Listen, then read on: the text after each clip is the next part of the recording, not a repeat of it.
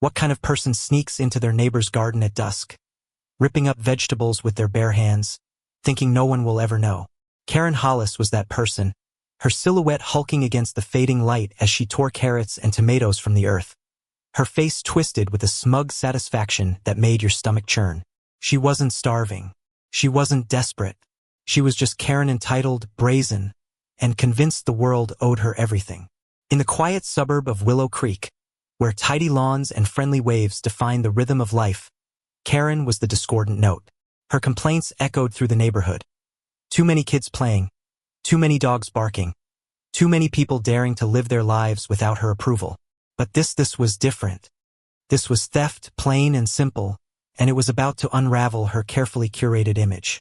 The garden belonged to Elena Marquez, a single mother who poured her heart into every row of lettuce, every vine of zucchini. For Elena, the garden wasn't just a hobby. It was a lifeline. It fed her 2 kids, saved her grocery money, and gave her a sliver of peace in a world that hadn't been kind. She'd noticed the missing vegetables for weeks, first a few cucumbers, then entire heads of cabbage. At first, she blamed rabbits or raccoons, but the footprints in the soil were too large, too deliberate. Elena's suspicion grew, but she had no proof. Not yet. Her neighbor, Tim, a wiry retiree with a knack for gadgets, offered a solution. A hidden security camera, tucked discreetly in the corner of the garden shed. Elena hesitated. Spying felt wrong. Invasive, but the thought of her kids going without the food she'd worked so hard to grow pushed her to agree. Karen, oblivious to the trap, struck again on a muggy Thursday evening. The camera caught every detail. Her heavy steps crunching the gravel, her hands yanking plants with reckless greed, her low mutterings about nobody needing all this anyway. She stuffed the vegetables into a canvas tote, her movements quick but not hurried, as if she'd done this before. The footage was crystal clear, and when Elena watched it the next morning, her hands shook not with fear, but with a burning resolve. This wasn't just about stolen carrots. This was about someone trampling on her dignity, her survival. She called Tim over, and together they stared at the screen, the timestamp glowing in the corner. 7:42 p.m. Karen's face was unmistakable, her sneer practically leaping off the footage. Elena's first instinct was to storm across the street and confront her. She imagined banging on Karen's door, shoving the evidence in her face, and demanding answers. But Tim, ever the strategist, urged caution. "We need to do this right," he said, his voice steady but laced with the same anger Elena felt. "She'll deny it, twist it, make herself the victim. Let's hit her where it hurts, publicly, legally." Elena nodded, her jaw tight. They weren't just going to call her out. They were going to make sure she couldn't slither away. The neighborhood had a homeowners association, and its monthly meeting was 2 days away. Tim suggested presenting the footage there in front of everyone. Elena agreed, but her heart pounded at the thought. Karen wasn't just a thief, she was a bully, the kind who could turn a room against you with a few well-placed words. The twist came that afternoon, when Elena's son, Mateo, came home from school, his eyes red and puffy. At 10 years old, he was small for his age, sensitive, the kind of kid who'd rather draw than fight.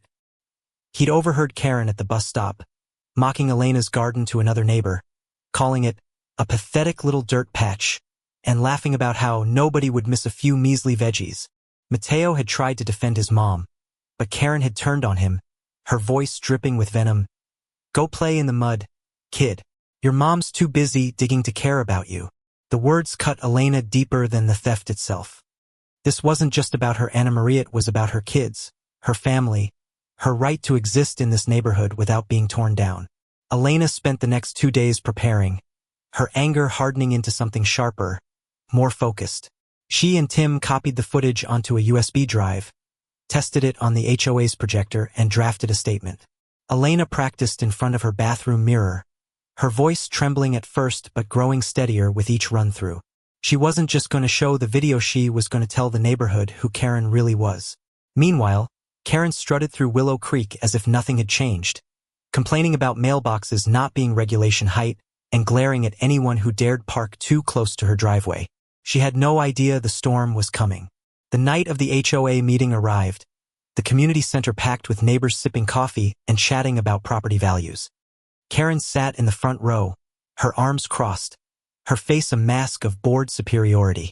Elena's heart raced as she took her seat near the back, the USB drive burning a hole in her pocket.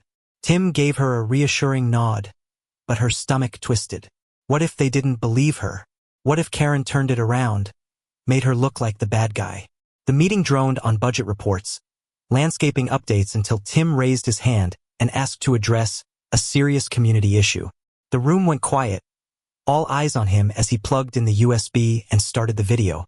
Karen's face appeared on the screen, larger than life, her hands ripping through Elena's garden. Gasps rippled through the room. Karen's smug expression faltered, her eyes darting from the screen to the crowd. Elena stood, her voice steady despite the tremor in her hands. "This is my garden," she said, pointing at the screen. "My kids depend on it. I've been working for months to grow that food, and she's been stealing it. Not because she needs it, but because she thinks she can." The room erupted in murmurs, heads turning toward Karen, who was already on her feet, her face red. "This is ridiculous," she snapped, her voice shrill. "That's not me. You're framing me." But the footage was undeniable. The timestamp, the clear shot of her face, the tote bag she carried every day, it was all there. Tim stepped forward, his voice calm but cutting. "We've got 3 weeks of footage, Karen. Want us to play the rest?" The room fell silent, the weight of the evidence crushing her defense. Karen's eyes widened, her mouth opening and closing like a fish out of water. For the first time, she had no comeback, no way to twist the narrative. The neighbors, once intimidated by her bluster, now stared at her with a mix of disgust and disbelief. Elena felt a surge of triumph, but it was laced with exhaustion. This wasn't over, not yet. Karen's face twisted into a snarl, her voice rising to a pitch that made the community center's fluorescent lights seem to flicker. "You're blowing this out of proportion," she shouted, pointing a trembling finger at Elena. "It's just a few vegetables. You're acting like I robbed a bank." The crowd shifted uncomfortably, some neighbors exchanging glances, others staring at the floor. Karen sensed the hesitation and pounced, her tone shifting to wounded indignation. "I've lived here for 15 years. I've kept this neighborhood in line reporting violations, keeping standards high. And this is how you repay me? With a witch hunt?" For a moment, Elena felt the room tilt. Karen was too good at spinning herself as the victim. But Elena wasn't backing down. She stepped forward, her voice steady, cutting through Karen's performance. "You didn't just take vegetables, Karen. You took food from my kids. You mocked my son. You thought you could do whatever you wanted because no one would stop you." The mention of Mateo hit the room like a shockwave. Neighbors who'd stayed silent now leaned forward, their expressions hardening. Karen's eyes flicked to the crowd, searching for allies, but found none. The footage looped silently on the projector, her own actions betraying her. Tim spoke up, his voice low but firm. "We filed a report with the police. Theft is theft, Karen. Doesn't matter if it's carrots or cash." The word police sent a ripple through the room. Karen's bravado cracked, her face paling as she sank back into her chair. The HOA president, a soft-spoken man named Greg, cleared his throat. "This is serious," he said, glancing at Elena and Tim. "We'll need to discuss consequences. But first, Karen, do you have anything to say?" All eyes turned to her. She opened her mouth, then closed it, her hands clenching the arms of her chair. For once, she was speechless. The meeting moved on to a vote. Karen would be fined by the HOA for violating community rules, and the matter would be turned over to the authorities for further action. As the meeting ended, neighbors swarmed Elena, offering support, sharing their own stories of Karen's bullying. One woman admitted Karen had reported her for a non-compliant mailbox, costing her hundreds in fines. Another said Karen had yelled at her kids for riding bikes too close to her lawn. The stories piled up, each one a small wound, and Elena realized this wasn't just her fight, it was the neighborhood's. But the victory felt hollow. Karen hadn't apologized, hadn't shown a shred of remorse. She'd stormed out, muttering about suing everyone, leaving a cloud of tension in her wake. The next morning, Elena woke to find her garden vandalized. Tomato plants were uprooted, lettuce trampled, the soil churned into a mess. Her heart sank, but she wasn't surprised. This was Karen, petty, vengeful, unwilling to let anyone have the last word. Mateo stood beside her, his small hand slipping into hers. "Why does she hate us so much, Mom?"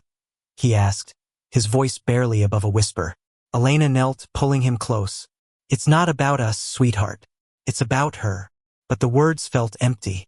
She wanted justice, not just for herself, but for Mateo, for every neighbor Karen had bullied.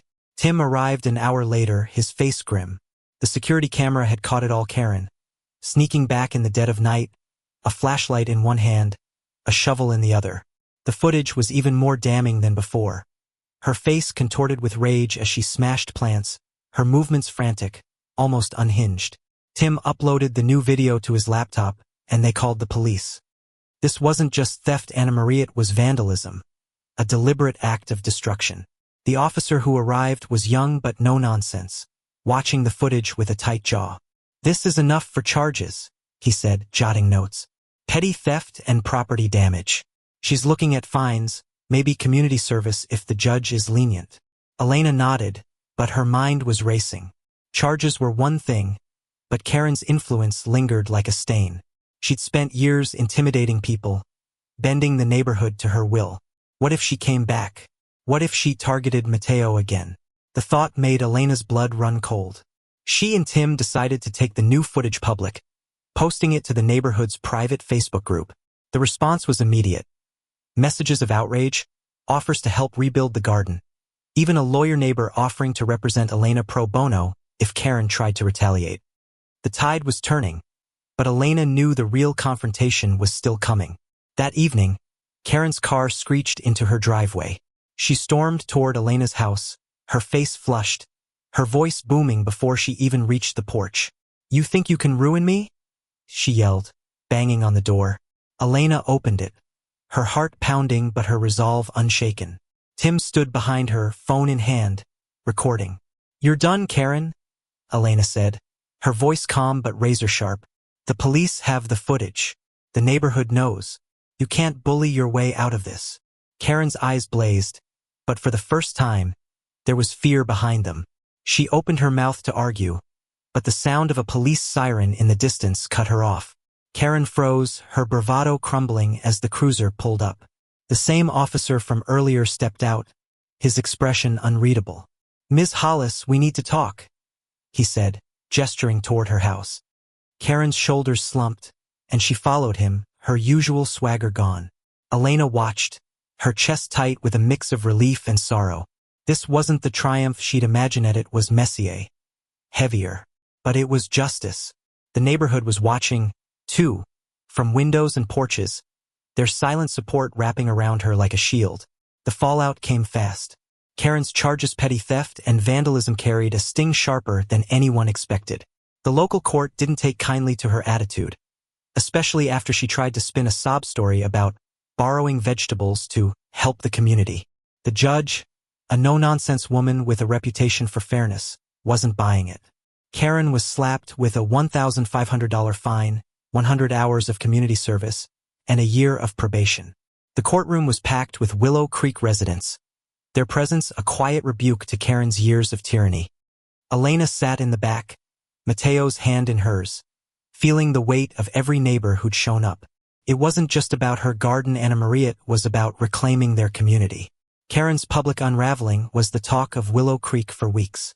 The footage, now circulating beyond the neighborhood group, became a local legend.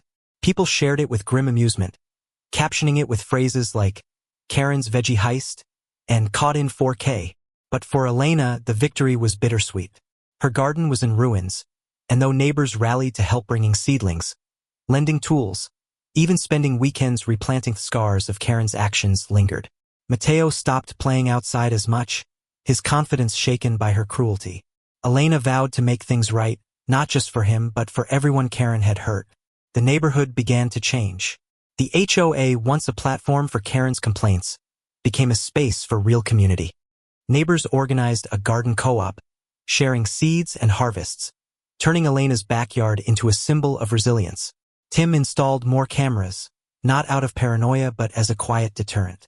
People started talking more, waving across fences, checking in on each other. Karen's absence left a void, but it was one they filled with kindness. She still lived in Willow Creek. Her house was too expensive to abandon, but she kept to herself. Her windows dark, her car rarely moving. The neighborhood had moved on without her. One morning, as Elena tended her new tomato plants, a letter arrived from the court. Karen had written a formal apology as part of her probation, but it was as hollow as her courtroom excuses. I regret any misunderstanding. It read, not once mentioning Mateo or the vandalism. Elena crumpled it, tossing it into the compost pile. She didn't need Karen's words. She had her garden, her kids, her neighbors. She had fought and won, not with fists or shouting, but with truth and persistence. The final twist came months later, when Mateo, now 11, presented Elena with a drawing. It was her garden, vibrant and alive, with a tiny figure labeled Mom, standing tall among the plants. In the corner, a stick figure Karen lurked, but she was small, insignificant, dwarfed by the greenery. You're stronger than her, Mateo said, his voice quiet but sure. Elena's eyes stung as she hugged him. That drawing became her reminder. No bully, no matter how loud or vicious, could take away what she'd built. Willow Creek never forgot Karen's fall, but it wasn't the scandal that defined them. It was the way they came together, neighbors who'd once kept their heads down, now sharing meals, planting side by side, rebuilding what had been broken. Elena's garden bloomed brighter than ever, its rows of vegetables a testament to survival. She'd faced a bully, exposed her, and turned a personal loss into a communal triumph. The lesson wasn't just about catching a thief, it was about standing up, together, and refusing to let fear win. Every carrot, every zucchini, every laugh shared over a backyard fence was proof of that. And as Elena watched Mateo run through the garden, dirt on his hands and a smile on his face, she knew they'd done more than win a fight. They'd grown something stronger than Karen could ever destroy.